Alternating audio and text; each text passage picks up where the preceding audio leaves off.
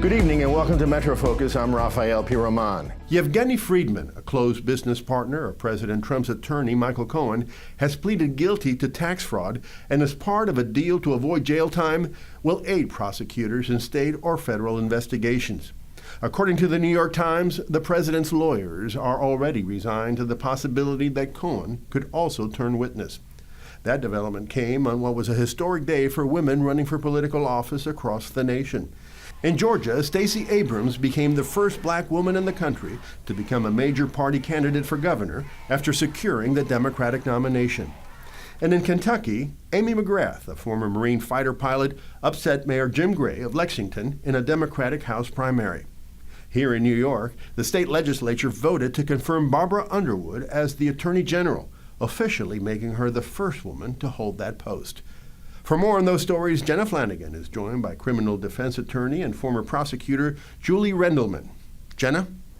Thanks, Raph. Listen, Julie, thank you so much for joining us on the program. Now, there's a lot of news for us to cover, but first I want to start with this ever-expanding Mueller probe. Now, we understand that someone who's connected, or at least business partners with Trump attorney Michael Cohen, has just agreed to cooperate with prosecution. Who is this gentleman and what's happening? So we know his name to be Gene Friedman. He is, they call him the Taxi King because at some point he owned, I think, over 800 medallions. And the understanding, at least from what we're hearing, is that he has not only pled guilty to a lesser count of tax evasion, but he has agreed to cooperate on various investigations. Now, what those specific investigations are, whether it involves Trump, whether it involves Michael Cohen, we don't know, but we do know that Cohen and Mr. Friedman had a business relationship. So one would start to guess that they're interested in something regarding Mr. Cohen. Now, that, of course, seems to fit with the way that we've seen Bob Mueller work this particular probe, where he will go after what seem like smaller fish and get them to cooperate with him, and then that will lead him perhaps to connections to the bigger fish that they're actually looking to prosecute. Sure, and keep in mind, the Attorney General's office and the federal government, they're not making cooperation agreements with anybody. They're making cooperation agreements with those individuals that they think have credible and reliable information on the bigger fish. And so the fact that we know that he is pleading and cooperating indicates there's much more to come. All right, well, moving on. Today was a big day for women. Now, of course, we saw two women win Democratic primaries, but also here in New York, we have our first woman attorney general. A new interim attorney general. Yeah. Her name is Barbara Underwood, and what we hear about her as follows. She's a Georgetown law graduate. She was a Yale professor. I think she was one of the first women to be tenured there. She worked for every district attorney. I think she worked for Kings County, Manhattan, and she was also the second in command in the Eastern District. And so people who know her think of her.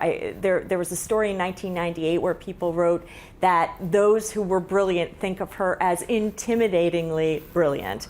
And so she's known for a brilliant appellate mind. And so it's interesting to see someone of that ilk, those brains, in there at that level.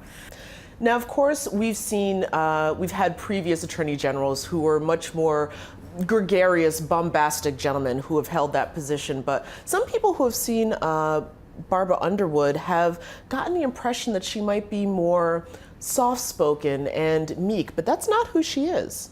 Well, you have to keep in mind that, sometimes being bombastic doesn't necessarily get the job done. And this is a woman who has argued at least 20 cases before the Supreme Court. And anyone who's able to do that certainly is not someone who's meek or weak.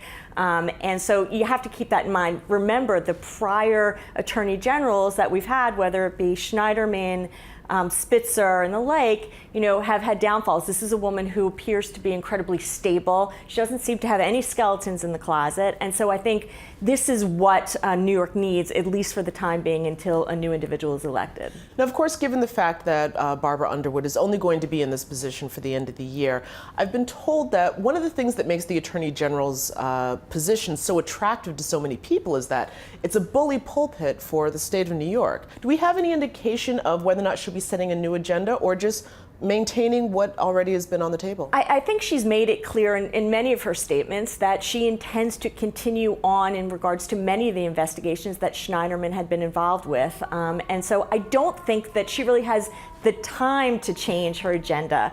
There might be slight changes because she's a different leader, and so she has a different way of leading. But I think for the most part, you're going to see that the investigations that had started are going to continue, and I don't think there'll be much change until the next individual is elected. Okay, and finally, just one more point is that the entire legislature, in a sort of unusual move, approved her so quickly, and that seems to be rather unusual for Albany. Yeah, I think the fact that it's such a short period of time of which she's going to be in power is allowing them to come together. Had it been a longer period of time, I think there would have been much more infighting. But remember, from all vantage points, this is a brilliant woman, it's a stable woman, and I think both sides want that right now, especially for New Yorkers. All right, well, listen, Julie Rendelman, thank you so much for joining us on the program, and of course for giving us some much needed insight into this ongoing Mueller probe and what we can expect to see from our new first female Attorney General, Barbara Underwood. Thank you so much. Thank you.